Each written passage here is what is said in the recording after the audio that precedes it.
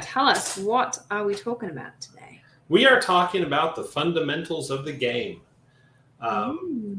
So if we're ready to do that, that's people talk about, you've probably heard that phrase somewhere, usually in sports, basketball. So it's, dribbling, passing, shooting, mostly the shooting.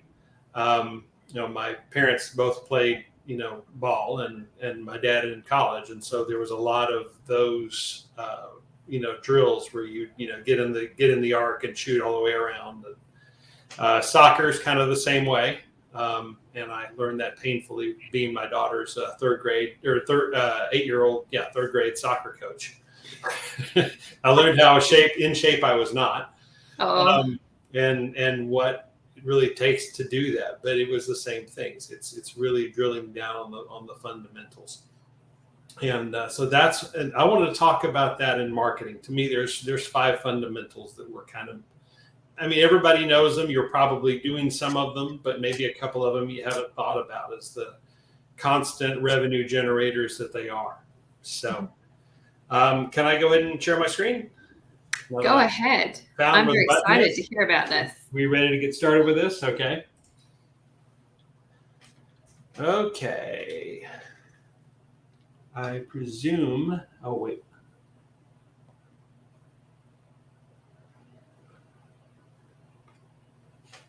I just want to show the screen. Okay, share the screen. Yeah, because it has all kinds of stuff. It has all kinds of options on here. So if you go down the bottom, it says mute, stop camera settings, present. Present is what you want. I got the present. I'm on the screen sharing. So forgive me, everybody. It's let's see, 2 monitors. So one of the things I always find, we are here as digital marketers. We get on these conversations with business owners. I'm like, right, I'm going to tell you how to make technology work for you. And then 90% of the time, we have to say, sorry, technical issues. We're people too, I guess, So it's let's see. Yeah. I wonder if it's going to let me. Okay, there we go.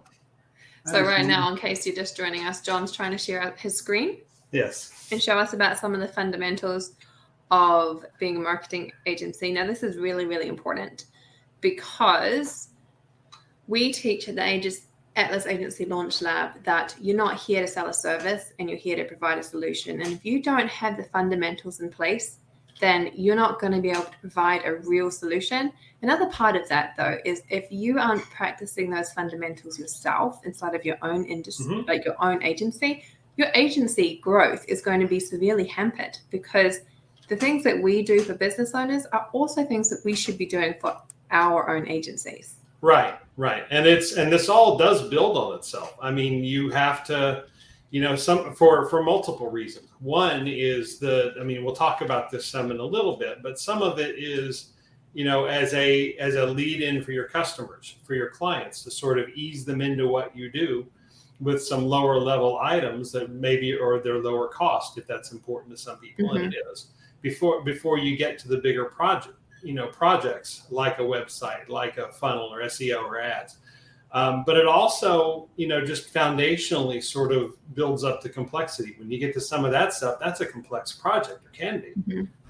Where this is easy. This stuff, once it's set up, it almost just runs. So that's kind of what we're going to talk about, as you can set that up. So can everybody see my my presentation screen here? I hope. So I can see it. Okay, we're going to proceed like that is the case. So,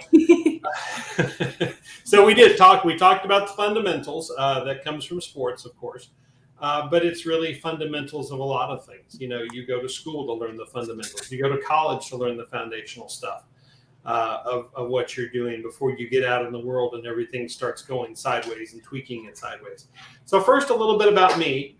I am 5 years as a digital marketer, not as long as some, but more than others. And at the time I first discovered digital marketing, I knew about marketing, but the time I first really discovered this, it was one of those palm to the forehead moments. I why didn't I apply some of this to everything else I was doing sooner? Why didn't I know this was here?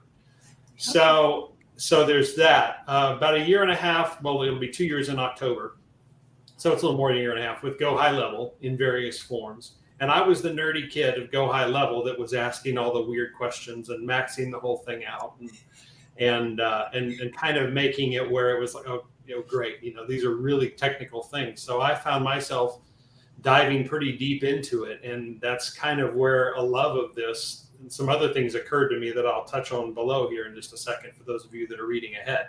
20 years of business experience in all aspects. I really came from technology, from the IT department. For my very first job, one of the engineers that I worked with, I had to support all them. They were out in the field in phones before this was 25 years ago, before that was really, things like Zoom here were really a thing. They were just starting. And I was told I was the IT department. I was talking to somebody else, I think at Dell, or I don't know where it was, but that's where I came from. But as a opportunity to go into different aspects, even at an ownership level of transportation equipment businesses for 20 years. So that then let me, beyond just doing the IT stuff and building the website and doing some of that as it lent itself. I got to do HR projects, major onboardings of customers. I was purchasing manager. I did logistics. I did warranty, hated warranty. And you're dealing with, this was transportation equipment. So big over the road trailers, shipping containers, different stuff like that. And so you're dealing with that and what comes with it. And so there's a lot of different aspects that I got exposed to. And our companies ranged, there were 3 or 4 of them, as we tried different ideas and tried to make things work. They ranged in size from about 5 people to nearly 200 in some pretty unique situations. So that's a lot of my background. And then I mentioned the maintenance and reliability consulting company where I started. That taught me that was my first assignment, was business process mapping. And I had no idea what I was doing, but by the time I was done with my first assignment, which was to map their business process, so I understood it, I was hooked. And this also comes through later. There's a book called The E-Myth Revisited, which explores this from a very down-to-earth standpoint and the processes that you run your business with. So I marry, digital marketing and system strategies and marketing strategies and business strategies, because I've been, I'm not the end-all be-all, but I've certainly had my share of experiences that are more than just narrow focused with the concept of mapping a business process.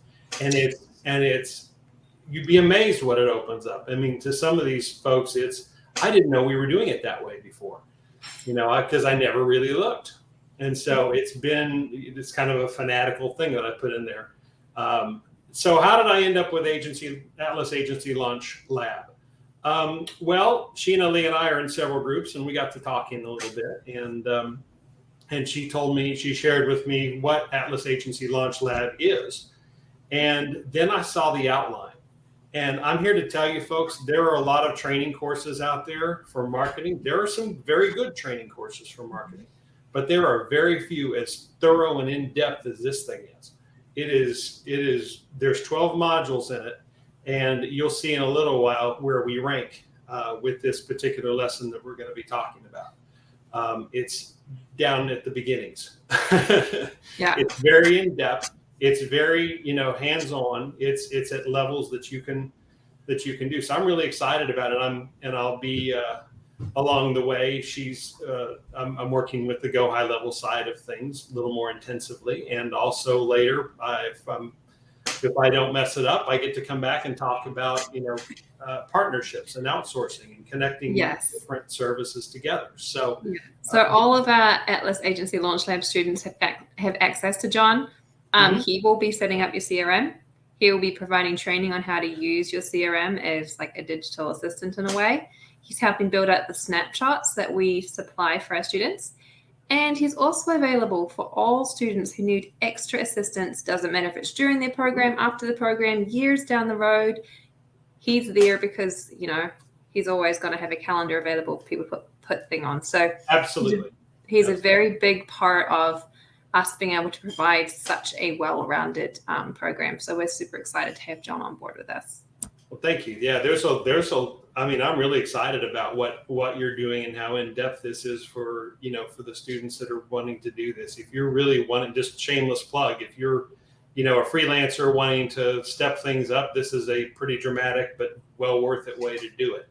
Yeah. Or if you're looking to maybe retool or reset, and go back to some of the basics and start working your way back through, maybe that's something you might do as well. But my one and only plug for my little small, and I do mean little, agency is over in the corner there, JKO Works, if you wanted to find out more about me. But we're really here to talk about Atlas Agency Launch Lab. So what are we talking about today? We are talking about, as Sheena Lee mentioned a little bit, we are talking about these five fundamental services of marketing that you may or may not be doing well, or may not have thought about doing well. One in particular, and you'll see what I mean. And like she said when she was covering for me, thank you very much. How to maximize this for your clients as a gateway, as a way in, but also as a constant revenue generator for them. But also we want to touch on how to do this in your agency. Make sure the mechanic's car runs, so to speak. How to do that. So we're going to do that, and then we'll talk briefly about where this lands, as I mentioned, in the Agency Launch Lab. So the Atlas Agency Launch Lab. So let's get right to this if we can. These are the five, and before you read ahead, let's stop and talk about each one of these that we're going to spend time with. The first one is online presence, and this is true even if you're not local in the country that you're working in. I know some folks are out of country and maybe working in the United States or other Canada or other different countries, but they don't live there, say from the Philippines or all India, all types of different places. There also may be some folks who maybe I saw a post for somebody that there was a Canadian company that wanted to do business in the United States. So that's certainly a thing. So first and foremost, look to see. We're talking about Google My Business as the core of your online presence. But even if you don't have a local business, even if you don't have a physical address, and you most likely don't want people visiting you anyway, knocking on your door and, hey, how you doing? Here's some coffee, and we need to talk about some stuff. You really messed me up here. Hope it doesn't come to that. But even so, as you probably already know, in Google Business Profile, you can have a service area. You can post your address, but it won't show as an actual place. It'll show on the map kind of as a generic place where that is, but it won't list the address. So that is completely worth doing for a couple of reasons in the online presence realm. As many of you probably know, if you also have a Facebook business page, and you sync up everything. You sync up your statements, you say, about your business and what it does. You sync up your posts.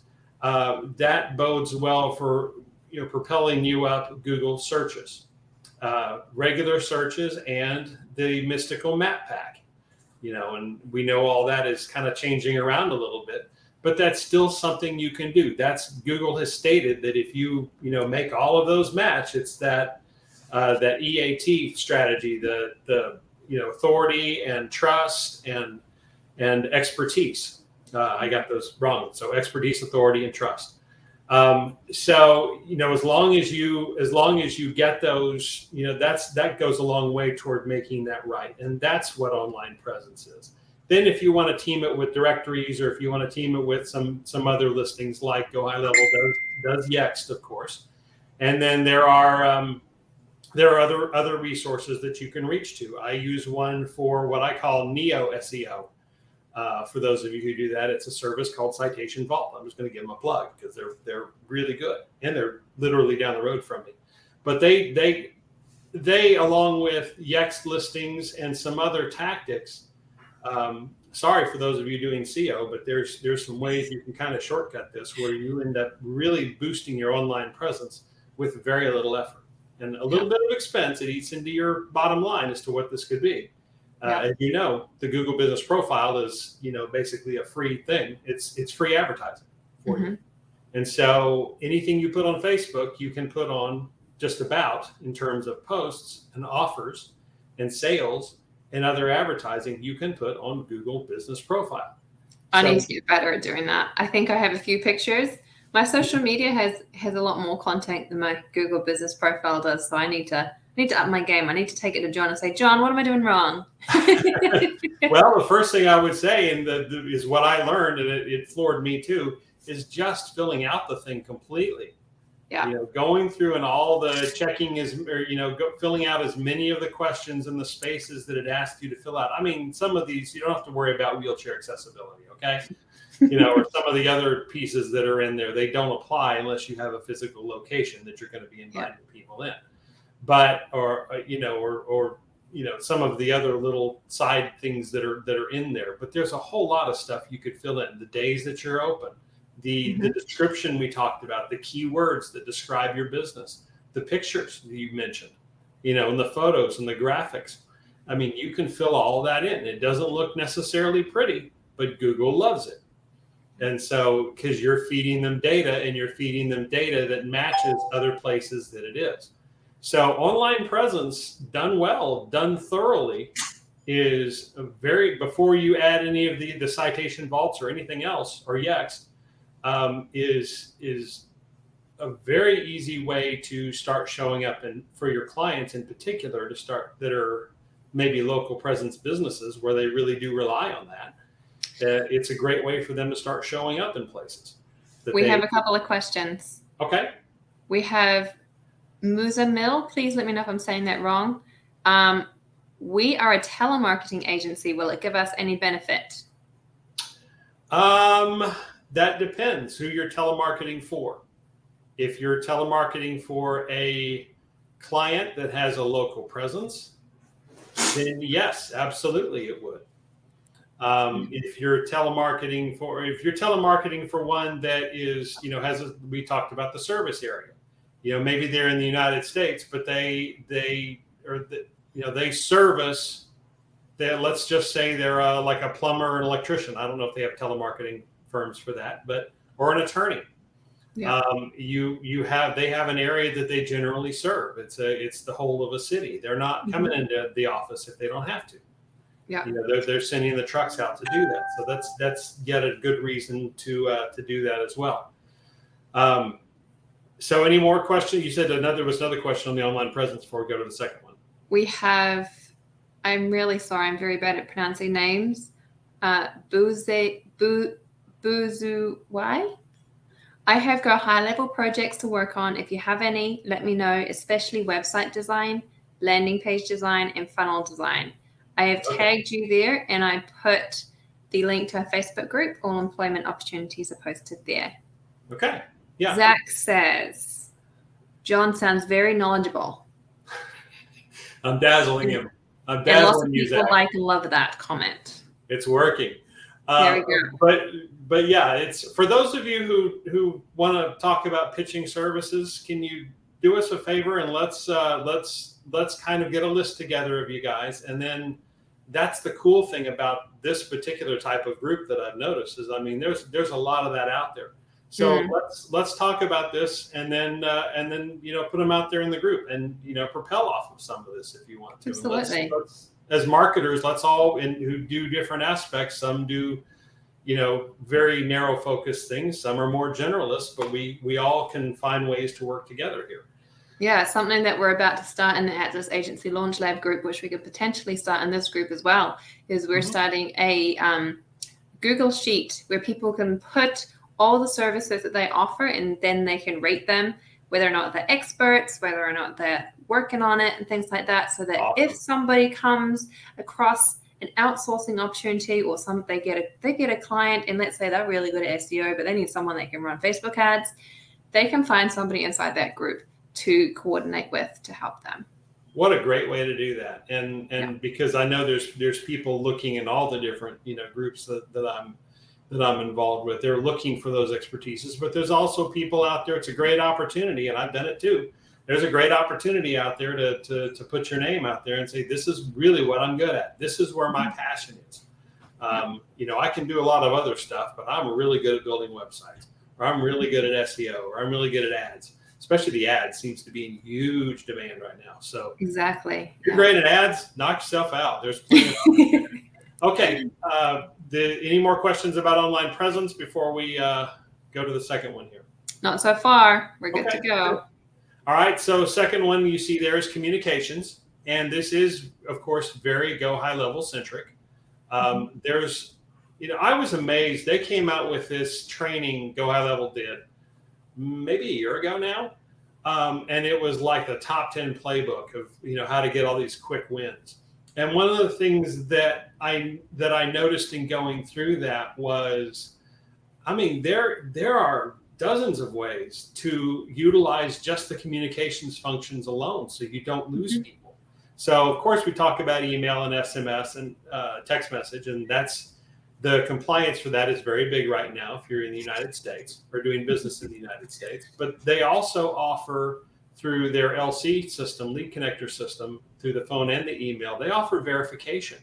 They'll verify the numbers and the email addresses for you. Now, it costs a little something, but it can potentially keep you out of trouble. There were some posts about email delivery in a thing I was looking at, and that's one of the places that people are having some problems, that they're getting flagged, or they're getting put into the spam thing, and that's one of the spam box, and that's one of the ways you can get around that is making sure some of those emails are verified, and Go High Level does that for you.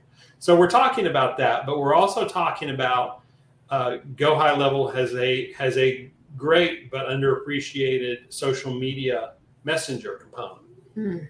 That's for of course Facebook and Instagram, but it's and some of the and I'm not sure how deep their LinkedIn goes. I know there's social posting, but I don't know about returns. But that's also for the part of the reason it doesn't get what it deserves maybe is that it's only works for replies. So you can't use that to send out messages to people, but you can reply to them once they send you one. I recently discovered this myself. So what I was doing is I was going through my personal page, the agency launch lab page, our actual agency page, and every single day I was having to flip through them all the time until I realized that when I just integrated the Facebook page, every time someone sent me a message, it just popped up in my sub account. And I was like, oh, well, here I've been wasting time. You can merge those contacts from Facebook, that the people that do that. But like I got it, and you can also set up automations. Like somebody messaged me on Instagram today, and I think it was a sales pitch thing, but it showed right up, hey, you have a new Instagram, because I built a little automation that played off of that. So as they come in, it messages me and says, hey, you got an Instagram message. You might want to go check it out. Because I'm not always paying attention to that. But as many of you know, of course, you have the app that you can put all that into one. You can reply with video messages. And then I learned, long ago, and some of this has been integrated into Go High Level already, but there's still some potential. There's a piece of software called ManyChat that you can do some really neat automations with. You can do some really neat sequences and things, and maybe even use it as a front door if you want to reach out to people, and then have the replies funnel right into Go High Level. No pun intended.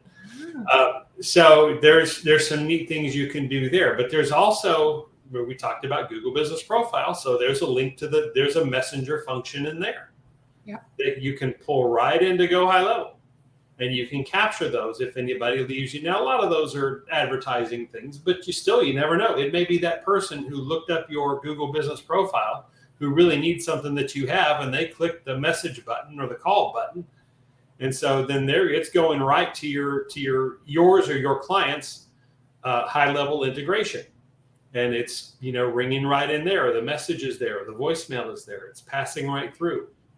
And the best thing about that is that it builds you a list of leads. So it builds you a list of leads. I speak to so many businesses and agency owners, and I'm like, okay, what does your database look like? And they haven't done it. So like, oh, I don't have time to make a spreadsheet. I love the fact that High Level does all of that for me. Like, it just gives me a spreadsheet that I can export. Like, it's awesome. Yeah. Oh, for sure. And there's a great use of that at the bottom of the page. We'll talk about it in a minute. it's for that list. But you're right; it does put everything into one place and makes it so you can, with a little bit of, setup and ingenuity, you can track the progress of these people. You can see where they are, so they don't get forgotten about. Let alone, I mean, the point of the communications here is that you interact with them right away, which is far better than them getting forgotten about someplace because they were missed, languishing, back in the back of a whole bunch of messages.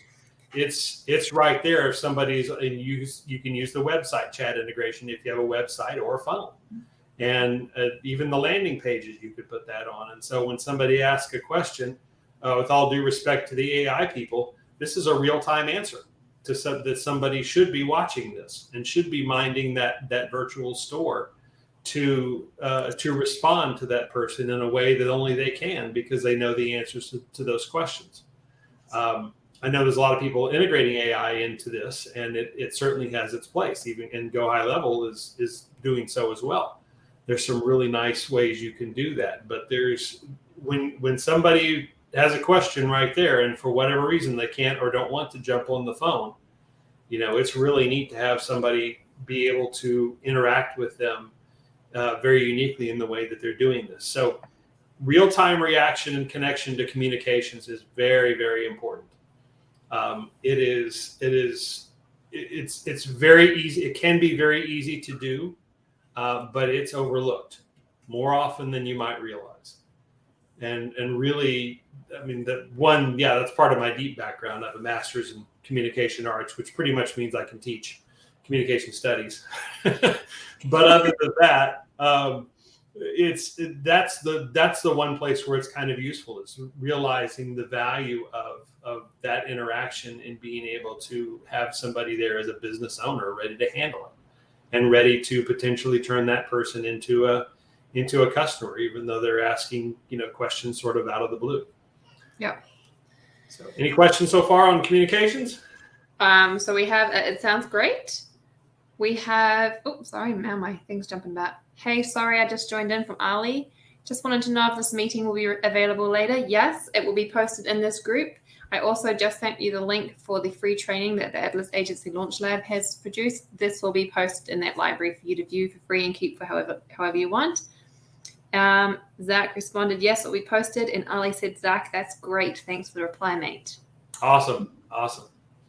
Okay. So we go on to reputation management, and this is the one everybody knows about. This is the one people try to and are able to sell as an entry point. Yeah. To somebody, and it's really showing the value of reviews. And I saw something, it's been a little while here, but basically every negative review has a cost to it. Oh yeah.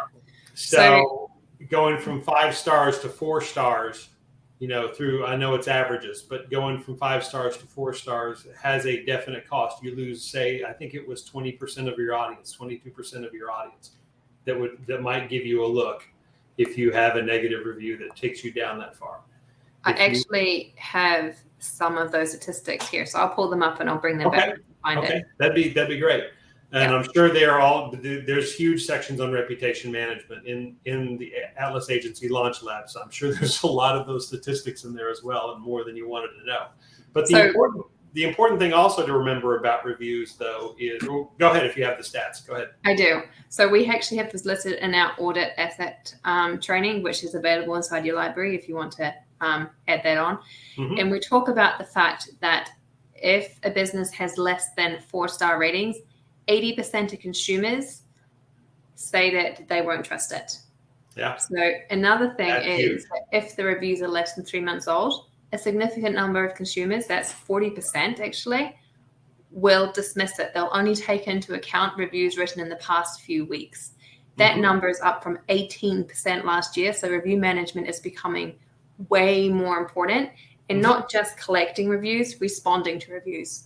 That was the point I was going to hit, was what is most important about reviews either way, because everybody gets a bad review every now and then. Everybody, you can't make everybody happy, but it's how you respond. It's how you put the ball back in their court at all times. Yeah. No matter what they tell you, no matter how they blow up and explode on you and they're ugly, or how much they gush, that, oh, this was wonderful, this was awesome, and that's responding is the absolute most important part of reputation management. Absolutely. So 94% of consumers say that a bad review has convinced them to avoid a business. 53% of customers expect the business to respond to negative reviews within a week, but 63% say that a business has never, ever responded to their review. I believe but 45%, so it was 94% of customers that said they won't go to a business if they got a bad review. 43% of them say that they will visit the business if the business has responded to negative reviews. Yeah. And this is data that has been collected across the board by big names like Google and things like that. So. Oh, right. Absolutely. And speaking of Google, this having reviews, I mean, again, Google has stated, and the SEO people can really help with this, can really speak to this, but they have stated how important reviews are in ranking. They are very important that you're within 3 months, as you said, and that you are responsive to those reviews. So it's not only good for a business standpoint, it's good from an SEO and positioning standpoint. Exactly. And it's not just the negative reviews that you should respond to. If you respond to the positive reviews and you use keywords, Google's going to say, oh, okay, this business is trusted for whatever this search keyword is, and it will rank you much faster. It will reward you. Yeah. And I mean, sometimes crafting the response may be a little tough, but it's so easy to do to actually respond to them, to do that. It takes so little effort. And this feeds back to the communication is once you get these reviews, don't wait a week, maybe if wait a day. I mean, if it's overnight or something, that's one thing. But I mean, if that's understandable. But don't let it go past like 2 days before you respond. It's really easy. You can set it up. To be honest, to be frank, I haven't had the best luck with Go High Level's reputation management system, the built-in one. And for some reason, it just doesn't like me. But what I've been able to do is set up several automations that compensate for that. That are, if somebody gives you, you go to a site and if they give you whatever review they have, then it takes the appropriate action of posting it or coming back and saying, hey, can you post this on Google? Still here. And here's the link to do it. So you don't want to gate things. You don't want to keep reviews from going out, but at least it's just another way of working around the system where it works properly. You were saying something. Sorry. Go ahead. Sorry. Yeah, I'm still here. Sorry. My camera went out for a second. I can't work out why, but I'm still here. Okay. No problem. I don't think I can even see you on there, so because I'm sharing the screen. All right. So let's talk about reputation. I mean, it's pretty basic, but you can almost lead with it. It is so crucial to have. It is so crucial to respond to, and it feeds the other two that we previously talked about. Now, let's talk about one that I have not seen too many marketers ever talk about, really, unless you're talking about, say, affiliate programs or something. So I'm just going to give credit to the shout out to the person who opened my eyes to it, Amy Ball. Probably not on this call, but you never know. But at least wanted to give her credit for it because this was really from a business perspective. I didn't even think about this, not just referrals, but paid referrals. Yep. And you say, why would you, I can't afford that. I'll go out of business. So we know what a referral is, right? So it's incentivizing somebody, whether you don't incentivize them really at all, at least the beginning as a base referral. You allow them to talk about your business and bring you customers, right? Out of the goodness of their heart. So ideally because they had a good experience and they're really happy with it and they want to bring you somebody to share that experience because people are, I think the number was 92% likely to try a service or a product or a business because somebody recommended it. Absolutely. It's at least 70 to 72%, but it's really more like 92. It depends on what application you're talking about and what the situation is. Anyway, it's high up there. And when you add in the concept of paying somebody for it, It's not 100%, but it's very close. Because sometimes there are just situations that just don't work out. No matter how much you bring them, no matter how much you want them to do business, it just for whatever reason doesn't work. So it can't be 100%, but it's in the 90s. Where else can you find a strategy for getting customers that they're 92 to 95% likely to buy what you have? And the other part of that is people are way more likely to refer you if you're going to pay them for it. So like I have had one-off conversations with people, just one-off conversations, and I'm going to put their name out there right now, but it's Dovetail Communications something. I'll find their link and I'll post it below the training. Okay. But I only had one conversation with this man, and he was a wonderful man and he told me great things. The one part of that conversation that I'm never going to forget is he said, you find a business that needs my service, refer them to me, I'll pay you for it. So now, whenever I speak to a business that talks about the fact that they need better phone systems and things like that, I always think, oh, right, I've got to refer them to Dovetail because it sticks inside your mind. Absolutely. And you say, well, that's expensive. I can't do it. Because usually what I recommend is, okay, going for a standard sales. I mean, if you bring somebody or you hire somebody to go do sales for you, a standard commission is like 20 to 30%, 20%. So if you can do 20 to 30% of what it is that you're selling per month, and you can afford to your profit, your margins are such, your profit is such that you can do that, it is money well spent. So the way that I set up referrals, and I do this, and so now there's one key component here. For me, this doesn't work for everybody. This doesn't work for one-time purchases. It's a little harder. We'll talk about them in a minute. But for something that is an ongoing service, you must be an existing client as the referring person, and somebody else, whoever it is that you're referring has to stay a client. As long as that is the case, that you both are clients, you are getting, as the referring person, are getting paid 20% commission. And I'm not opposed to 30%. Because it will cost me less to do, and month to month over month, you keep getting that paycheck as long as you both are clients. So, but that is, you will spend less doing that per lead or per customer than you will spend in customer acquisition.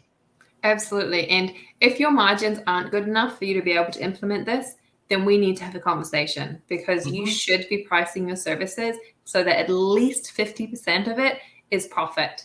Right. And that includes paying yourself, paying your overhead, paying everything else. At least 50% should be profit. That's net profit. Yeah. Exactly. If that isn't the case, let us know, because we'll talk and we'll fix that for you. For sure. For sure. And that's one of the things I was stunned about in marketing when I first found it was and it sounds greedy saying it, but it is the margins. It is the selling of the service and how low you can get that, but how much value you provide to these people that they weren't doing before, and how much that changes them.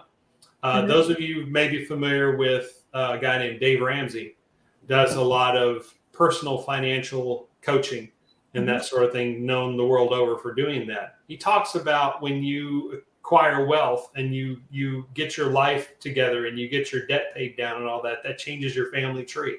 The same is true in business. When you're getting good margins, and your expenses are more than covered, and you have the ability to pay yourself a little bit, you have the ability maybe to take time off and not have to work as hard because there's a family something going on, and for the afternoon, and you can knock off and go do that and still do well and still serve your clients adequately. That changes who you are. That changes what you do and what you offer, and it changes the dynamic of how you interact with people too. Yeah. So it's very, very important. So if you can leverage referrals to do that, I mean, that can be a big part. And I'm floored that nobody talks about this as much, except in affiliate circles. They don't talk about referrals as much as they ought to. Now, maybe you have a client that's this way. It's not so much in marketing itself, but some of our clients, they have a one-off. Maybe you're working with realtors. Maybe you're working with insurance. Well, insurance is a little different. Something that's a big purchase, Yep. or a one-time purchase. Well, how do you do a referral program for that? Very similar. You just it just then becomes a one-time thing, but you make it incentive enough. If it's a $2,000 or $3,000 or $10,000 purchase, don't give them a $25 Starbucks card for referring you. Don't do that. Yeah.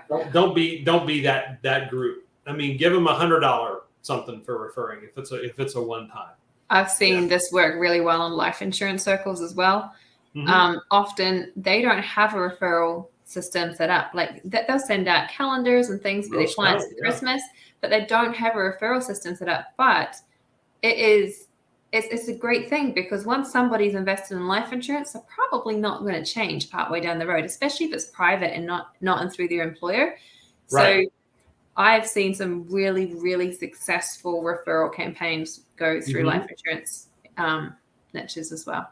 And it's hard to do that sometimes, when you have something it's hard to change course for life insurance, because there's the paperwork and things that you have to fill out. It's just not worth your time unless there's a really significant difference and reason to jump. And then finally, we talk about, it has about 6 names, so let me go through this. Database reactivation, customer reactivation, customer win-back programs, or most of you know it as message marketing. Mm-hmm. And that's the final piece here.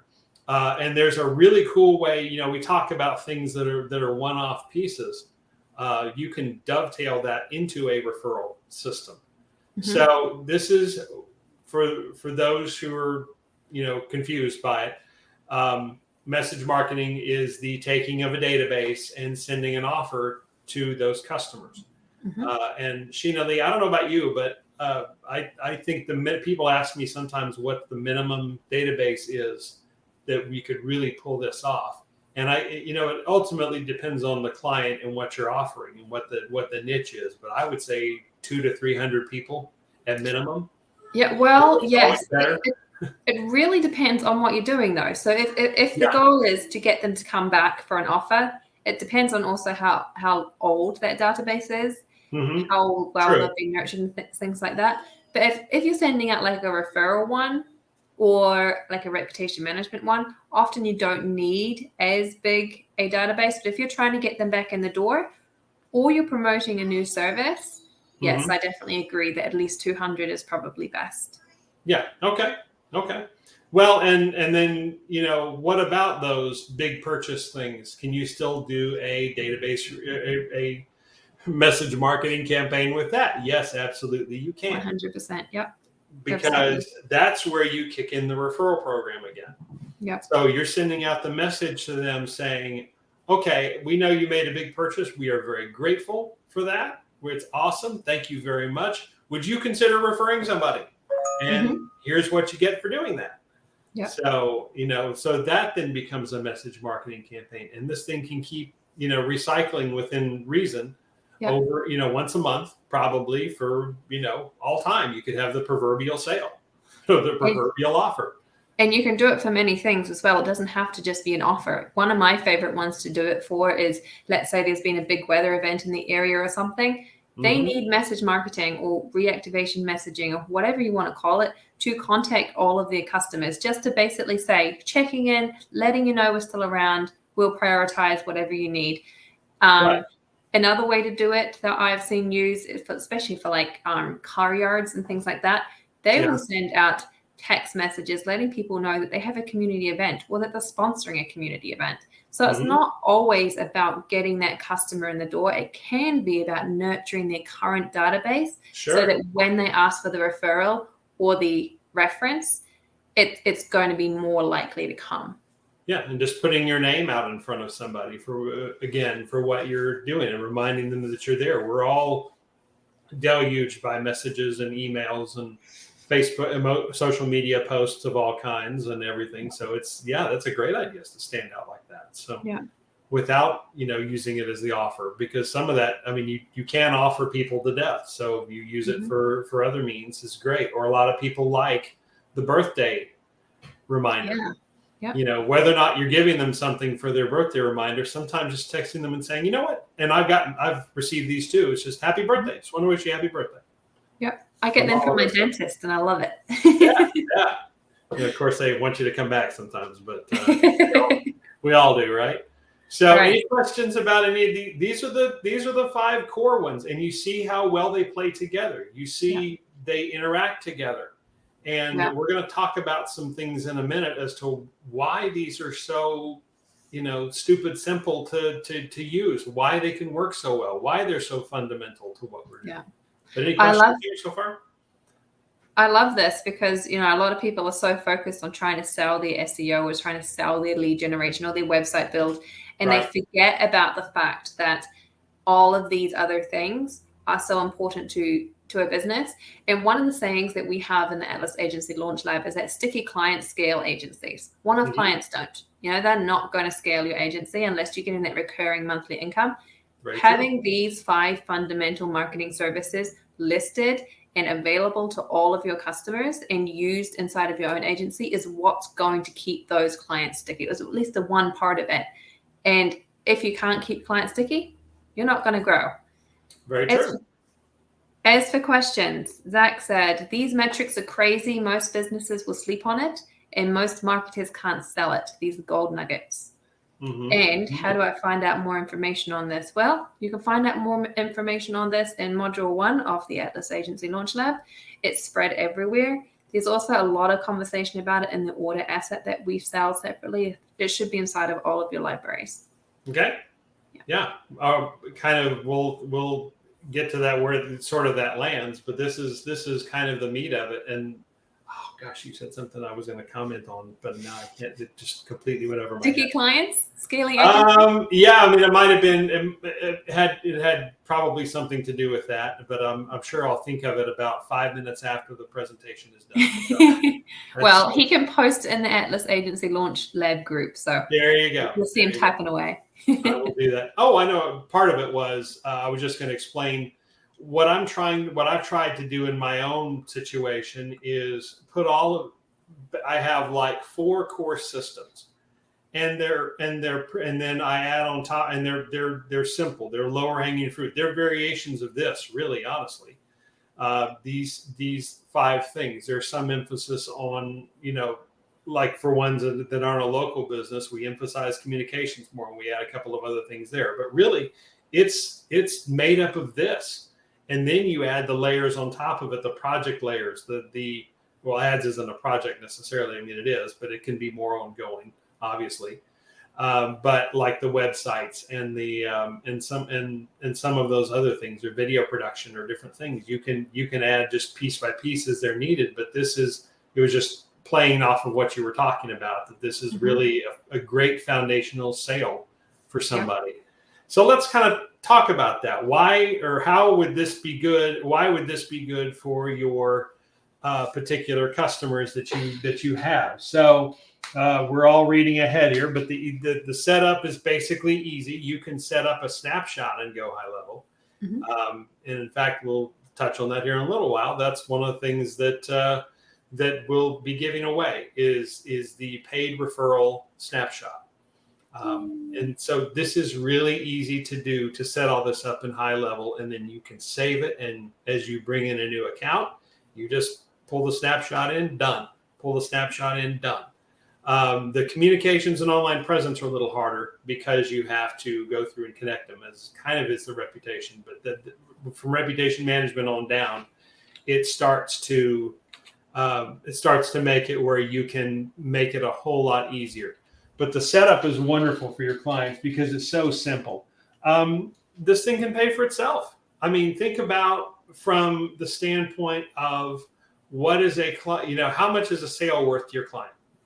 And if this brought in, doing these things alone, if this brought in 2, 3 clients a month, new customers a month for your client, what does that look like? How does that change their family tree, so to speak? How does that change their business? How does that change their outlook and their attitude? If it brings in 5 or 10, then what happens? Then how does that, big website project look when this stuff is over here just constantly selling over and over again? And something else we've talked about, it's the low setup cost of this. It doesn't cost much, particularly if you do the snapshot. and then you get good at, or you bring in somebody like me to set up the go high level piece of the sub accounts are already ready. So they just show up, and everything is, all they have to do is plug in their personal information to their social medias and their Google business profiles and their reputation links and that sort of thing, or you can do that for them. It's very, very easy to set up. Doesn't hardly cost anything to do. And the returns are however many people you can bring in doing this. So 2 customers, 5 customers, 10 customers, hey, 20 customers. What is that? What is, depending on the offer, what does that look like? And so there's a huge margin potential of this thing paying for itself already before you have to mess with it. And then something else we talked about, it's kind of a gateway. This is a gateway for your client, for new clients that are starting out for you. This is an easy way to ease them in, to get them started on what you do. Maybe they need a little proof. Maybe they need a little, proof of concept there. So for very low cost, I mean, you can, or those of you that do free trials, do a free trial if you must. But I mean, it's a very, very easy way to do that, to ease them into what you do before you go for the home run of the bigger projects. Yeah. You try to get those bigger projects. Now you've already sold them on value. You've already sold them on so many things, and you don't have to worry about that. So lots and lots and lots of reasons to do this and I mean, I could think of several more, but they all kind of center around the same thing for your clients. It just helps their ease of mind. It's some people, you start talking about marketing to them and they freeze up. It's deer in the headlights look. Where they're like, no, I don't know what that is. I don't want to know what that is.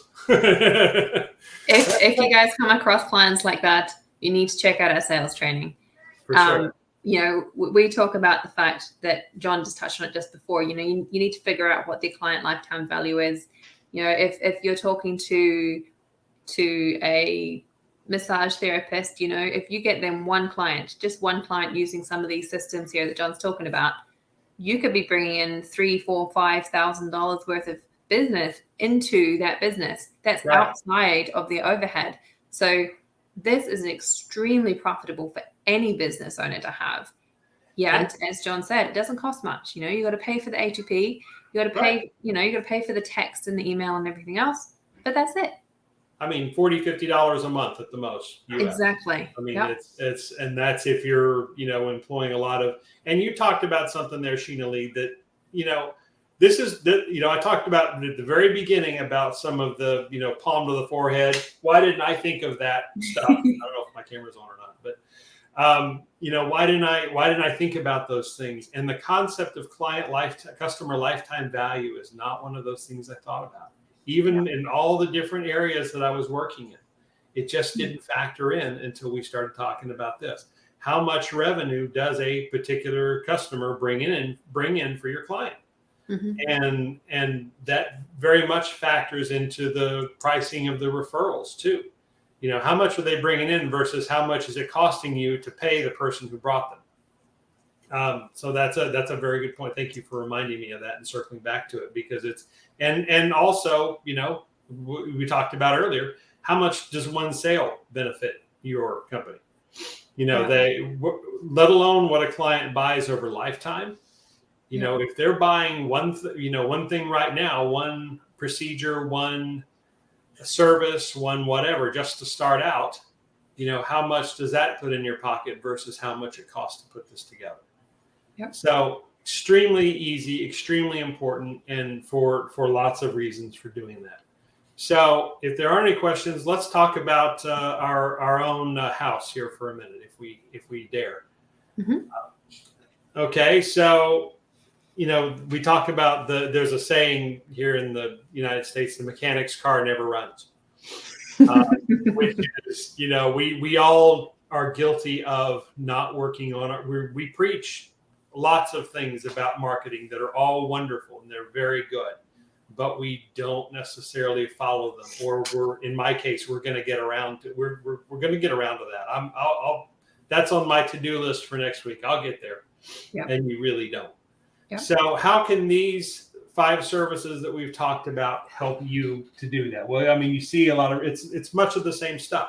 it's low cost. It doesn't hardly cost you anything but your time, particularly on your end when there's a little bit of, like we've talked about, a little bit of cost with Go High Level for the verification and that sort of thing. But otherwise, and for like if you use a service baked in like a Yext or a WordPress or things that High Level offers, or you bring in some of the other outside services, there's a little bit of cost to that. But otherwise, it's really not that much versus what you get in return. And then you're the one paying for referrals. You're the and getting those customers that are 95% ready to buy. You're the ones that are sending out, reactivation notices of clients that you haven't seen in a while, or maybe that are still your clients, but kind of forgot about you. And maybe they might trigger them to say, you know what, I think maybe it is time to run ads. There is these foundational services let me touch on that for a second in just a second. This gives you a steady rate of return. This thing just goes on. I mean, you set up referrals once a month, and they're going out there doing not referrals, reactivation once a month. They're just going out there doing their thing. Reputation management is always there. Responses to communications always there. Online presence fully filled out. You're always showing up in the top of Google. Particularly the longer you do it and the more value you show and the more you interconnect everything. It's just, you're there for a long time. Referrals keep paying. Yep. So it's steady. But they also run in the background here. So they're also, very behind the scenes. You can almost set them and forget them, with the exception of communications, of course, and policing your offers. But once you have those for the reactivation, once you have that set up, and you just respond to messages. That's all you got to do. Absolutely. And as far as this is concerned, anyway, I mean, this doesn't replace true sales outreach. You still should be doing that, but by the time you do, then you're you're referenceable. Then I think one of the things I come across most, like when I'm talking to people who want to come into the Atlas Agency Launch Lab program, is they're like, I just don't have the time in my day to get clients. Whereas what they don't realize is not only is most of our prospecting, our cold outreach methods automated, these methods, these 5 pillars and fundamentals that they should have inside the agency is automated. They can spend 30 minutes on their lunch break if they have a 9 to 5, responding to messages, making sure that everybody is inside of the right pipeline, because sometimes we need to check, let's be real. But, and that's it. That's all they've got to do. And the agency is basically running itself behind the scenes while they're out doing what they need to do. They could be out at the lake, with their family, and they're still running the agency because they have Go High Level set up to do it for them. That's right. That's absolutely right. It's one of the things that I try to talk about with my clients is, I handle the stuff that you don't have, that you don't want to, or you don't know about, so you can focus on what you're good at. Yep. There's a concept in business about promoting people out of their strengths. Say you have and it's based off of some Harvard studies that were done years ago, but it was, you take the example of a teacher.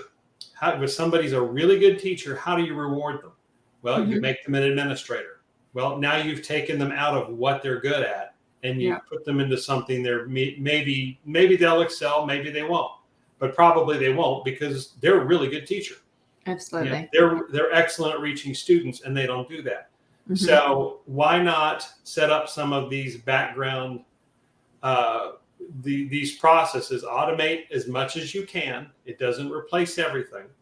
And something I was going to touch on is that, for these foundational things can and should be running, but at some point with your clients, you're going to need ads. You're going to need a step up because you're going to tap your audience out, at least for a short term.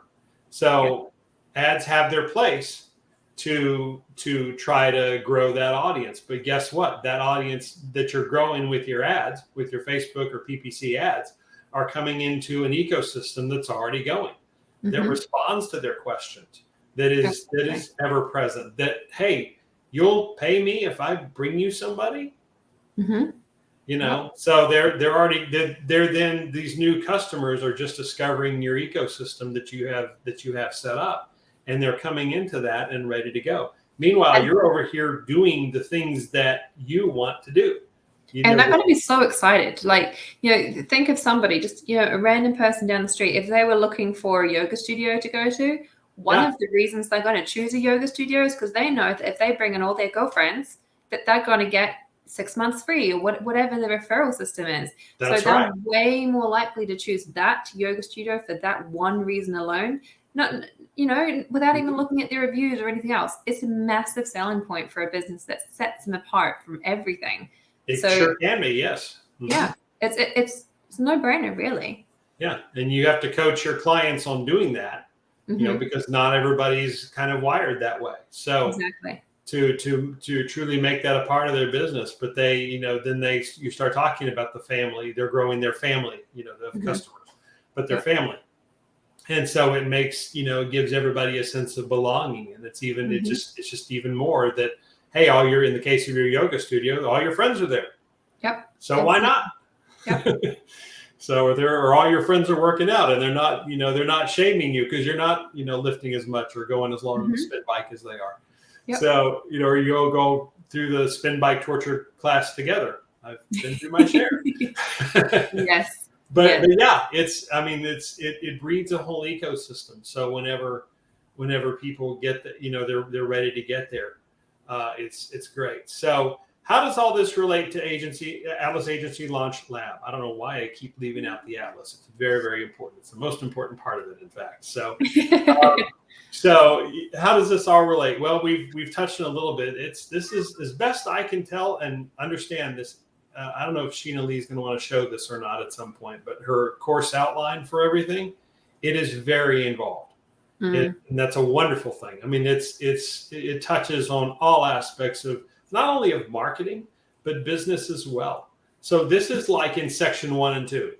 So this is like the very beginning, and it shows up other places too, but not really in the role, but it doesn't need to. I mean, that's fine. This is foundational stuff. That's why we're doing it. That's why we're starting it this way. This is the very beginnings of it all. And it's, it starts you on the path to building something great, to build on top. It layers on top of itself. So like we've talked about a little bit. So when you start adding the other projects and the fancy things, and maybe the things that you're good at, that you're better at, maybe you are an incredible website designer. Okay. Maybe you're very good. God bless you at running ads. That's a whole experience unto itself for but it's maybe you're outstanding at it. Maybe you're into TikTok and YouTube and you have and exploit the value of those. But some of this stuff, it's like you talked about a minute ago, Sheena Lee. It's bringing people back to it. I don't know. It takes care of some of the other things and builds that foundation for them. So it sure does. Yep. Yeah, I think it sounds like we're getting blown up here. Sorry, yeah, I'm gonna turn the noise off on my phone. That's fine. That's a good thing. I didn't know if that was messages or not, or questions or not. So, but this is very much a beginning stage of the. But we try to look at this from a holistic point of view. You don't necessarily. I mean, this is a great. You can package this and you can sell it, but you can also sell these individually. To what your niche is that you're working with. Some will respond better than others. And also your, what your value proposition is, what your thing, what it is that you sell that you're very good at, and you can talk to people about if you're doing the selling, or at the very least, if they're already sold, or you've got somebody doing the selling and they've sold that client, and now it comes to onboarding. And so now you're creating an experience for that client that new client as they come on, and making sure they don't get lost.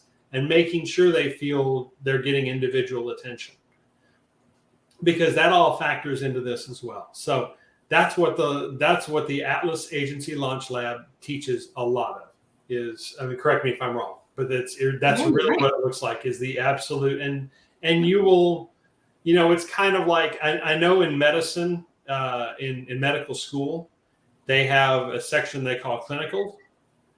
And they run you through all these different aspects of medicine. And the idea being, you will find something in there that resonates with you. Yeah. This is kind of the same thing.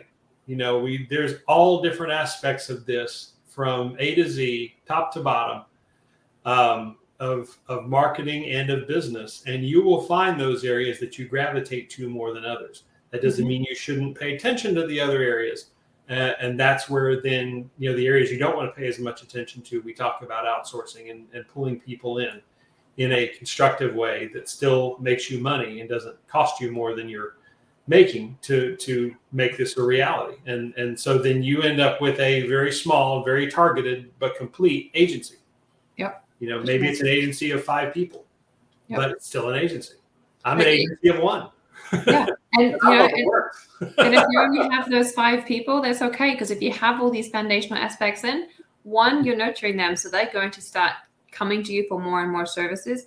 2, they're going to start referring your friends.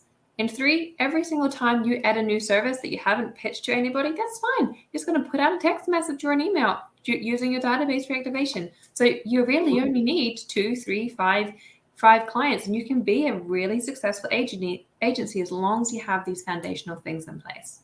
That, and I really try to keep a list of, and you touched on it with your Google sheet that will be in the Atlas Agency Launch Lab Facebook group, and probably other places too.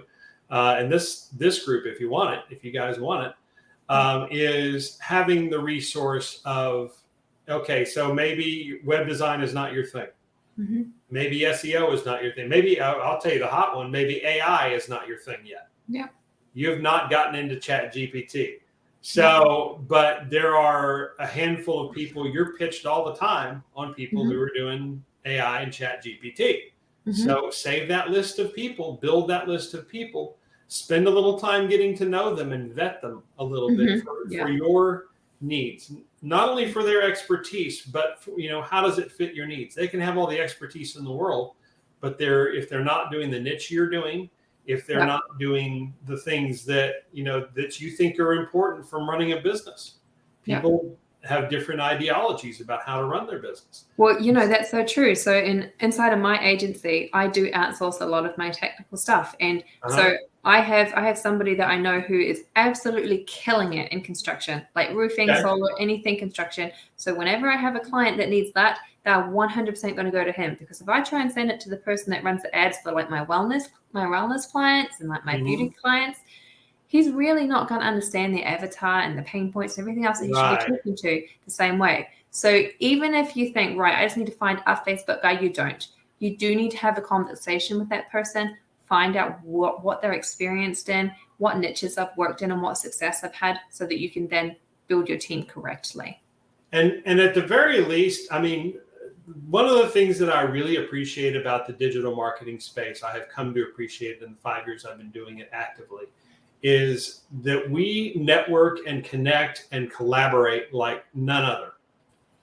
I don't know of too many other groups of people that are as open to collaborations and partnerships and working together for projects or something like that as much as marketers seem to be. And that's to all of our credit. I mean, it can get a little tedious sometimes when you're pitched to death. Let's be real. But how else are you going to know about somebody and who may be a complete diamond in the rough that you didn't know about? Even for a VA, I see dozens of posts about how do you pick a good VA? How do you pick, different people that will meet those needs? How do you vet those people? Well, you start building your list, and you try not to turn down those conversations with folks. Yeah. You can certainly fill your day with conversations about vetting people. So it's in your best interest to be a little more selective about what you're looking for. But that is one of the perhaps least talked about parts of the Atlas Agency Launch Lab. Is everybody who has ever been involved with the Atlas Agency Launch Lab has a very solid network. All right. And even if they're not currently involved in the Atlas Agency Launch Lab, but they're part of my network, I can 100% put you in touch with them. So I don't have a huge experience in like 3 or 4 different VA agencies that I love. I would go to one of my colleagues and say, great, you work a lot with VAs. Who do I talk to?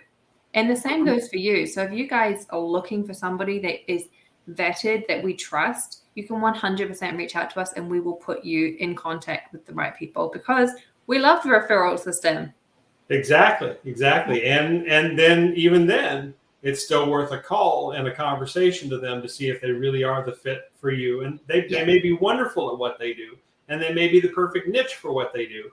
But for some reason, they're not going to fit maybe they don't fit exactly what you have in mind, and that's okay. Yep, absolutely. Or maybe they do. And the other part about it is, when you're building out that team, don't limit yourself, right? There's something I've seen in something I've experienced personally myself. I've partnered with somebody because, they were absolutely rocking on Facebook ads in this particular niche. And then I found other clients. I'm like, oh no, am I doing them a disservice if I go with somebody else? No, 100% you're not.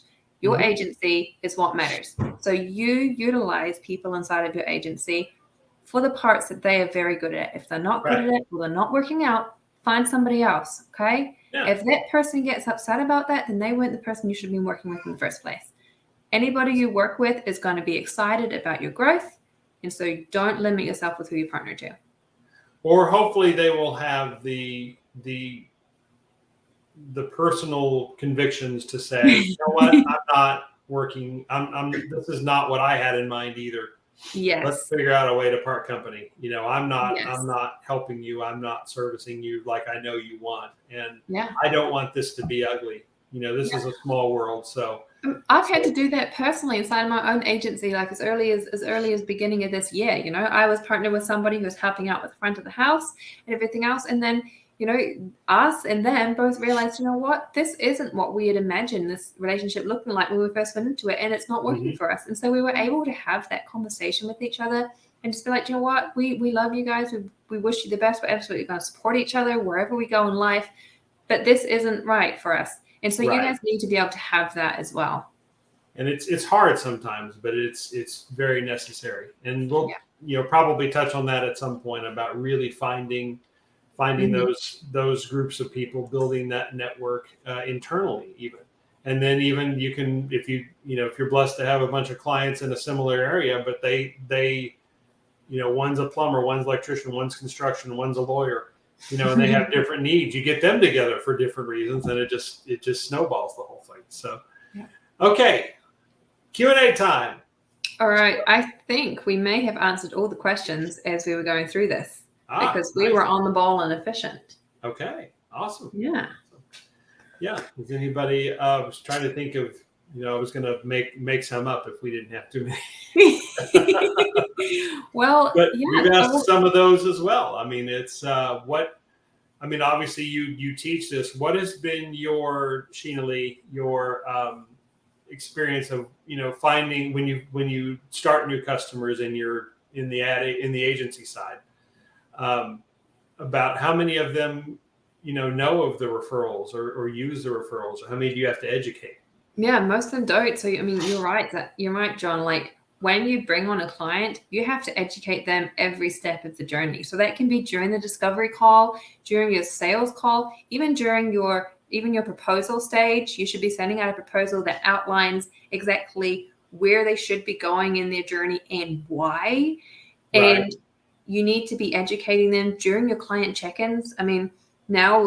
Now we've implemented like a 90-day hand-holding thing inside of our agency. So when we start on a new client, we're talking to them every single week for that first 90 days before we drop down to the once a month situation.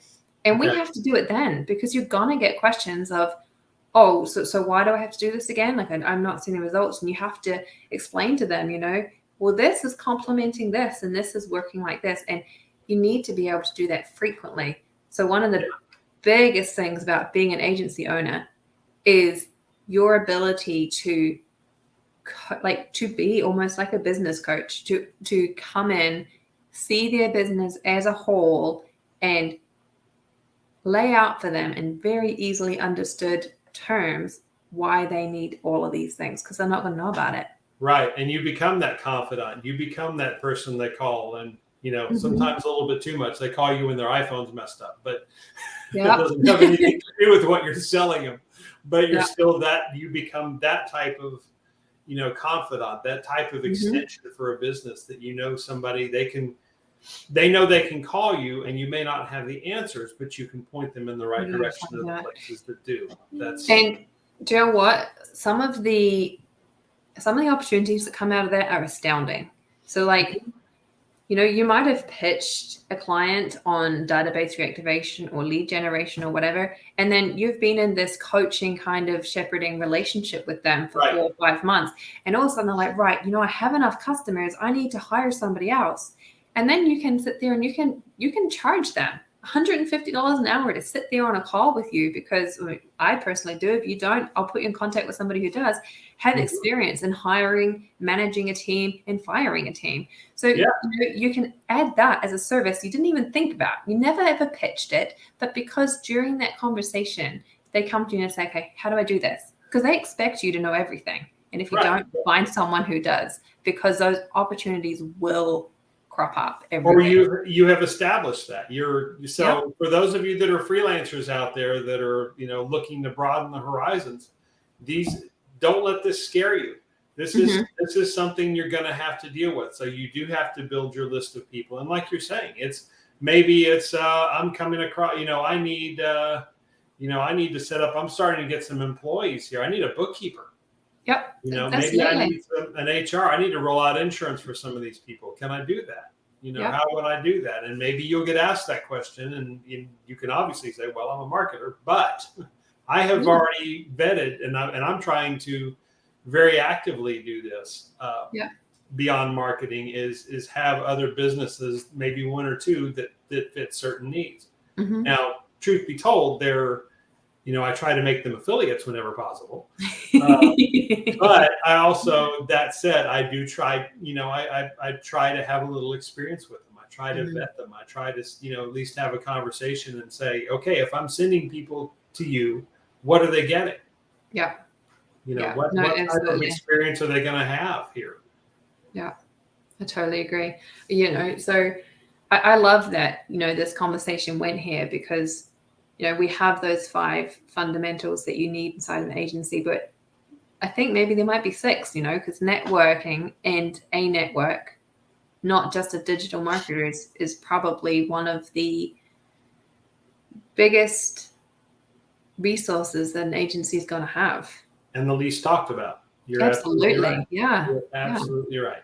And people that have seen my ads, that have ever had a conversation with me, they're going to know that our journey was, we did a whole bunch of courses that cost us a lot of money. And it wasn't until we built relationships with other agency heads that we got real-time, lifetime, actionable intelligence to actually grow our agency.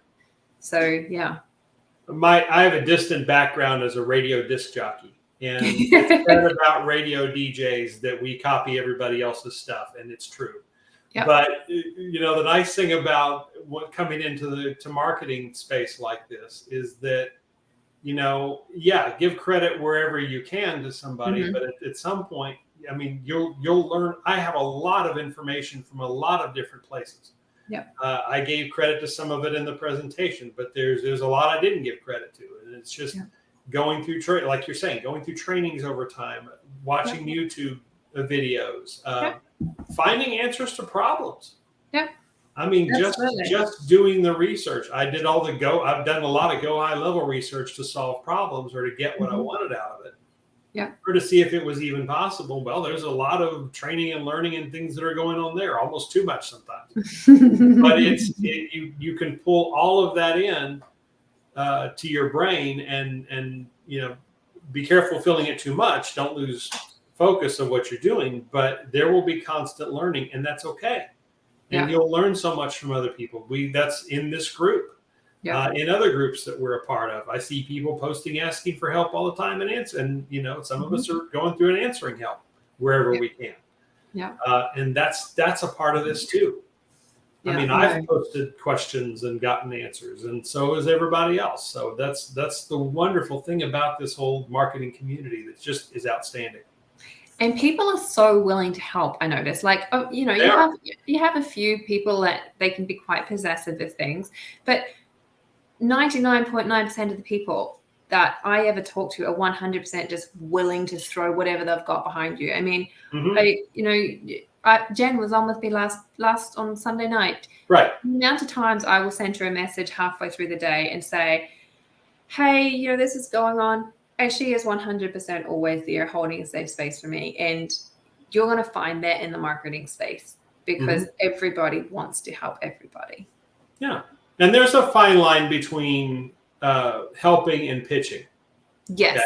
There's a very fine line there. And you want to, you cross it sometimes when it's important to do so.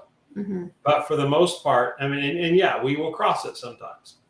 Particularly in the the areas that I'm kind of reaching to, trying to help digital marketers and people like this to run their businesses. That's kind of what I do for the day job. But it's and to focus on those things that they're not as good at. So for me, even there's certainly a fine line between talking to somebody and genuinely helping them and pitching them. But even when I'm pitching somebody, I'm still adding value. I genuinely want to help them. Yeah, and even if you don't go with me, you've hopefully have an answer to part of your question. Yeah, and you do have to build those boundaries within yourselves. So I have a couple of people that I've spoken to over the last 3-4 months, and they will send me text messages all the time. Hey, this happened. Where do I go? What do I do? And 90% of the time, I will give them an answer. But very occasionally, I do have to say, this is available inside of this training. Here's the immediate answer to help you right now. But if you want to know more so that this never happens, it's inside of this training. Or, well, I could give you the 1-hour conversation that you need to have with this business owner, teaching them how to take a lead to a sale and things like that. Or you can pay me 50% of the profit and I'll do it for you. So you do have to have those boundaries inside of yourself. And pre-plan those for when those things happen. Kind of, I mean, some of it is you can't pre-plan everything. So you're going to come up with something or be confronted with something that doesn't, you weren't expecting. But at the same time, I mean, it's pre-plan of it as much as you can, or where you're willing to go, or like you say, where your boundaries are. Yeah. And what you're willing to do and how you can constructively steer people in a different direction so that they leave somewhat satisfied, even though you couldn't help them. Yeah. No, 100%. All right, we're going to have to wrap this up, guys. Yeah. I invite you all to join the group, the Atlas Agency Launch Lab group, because John has been live here and he's spoken about that wonderful snapshot that he has for all of us. So join us in there. We will start a post or something, maybe do a draw. We'll see what we're going to do about that. And you'll find out more information there. We'll put that out there. And then for I'm trying to figure, if you want the snapshot, now that what this snapshot is, I should explain, is the paid referral system.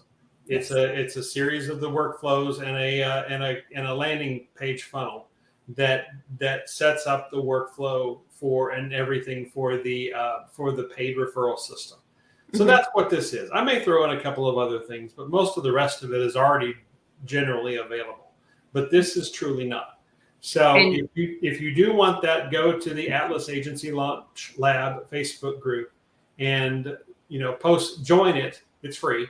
It's open. It's open as long as you're coming from here. And then just say hey, I'd like that snapshot, and then leave an email address or a way that we can contact you, because maybe your email address you have to send. Many of have to send snapshots by email address in Go High Level, and it's the email address that's associated with your agency side of your account, and that may be different than the one you use every day. I know mine is. So post your email address, your regular email address, and we will reach out to you and get the email and tell me that you want it, and then we will get your Go High Level email address for sending the snapshots, and we will send that to you. Does that sound like fun? All right, so join us all in the Atlas Agency Launch Lab group. We'll be doing that in the next 48 hours or so. We were going to have Jen on with us on Sunday talking about nerves and brain spotting and things like that. She has a really, really massive client that she is working on right now, so she's not able to join us anymore. So I'll be posting a poll so people can ask questions and tell us what they want to hear about. At the moment, I'm thinking we can talk about client lifetime value and how to sell all these services. I can give you script training, give away some of my free scripts. We can do a conversation around the course outline and what's actually involved in the Atlas Agency Launch Lab. Or we could do a bigger conversation around networking and, really promote that Google list that we're talking about. So I'll put in a poll inside of this group so you guys can tell us what you want to hear about on Sunday. And John and I will be inside the Atlas Agency Launch Lab group, and we'll see you there.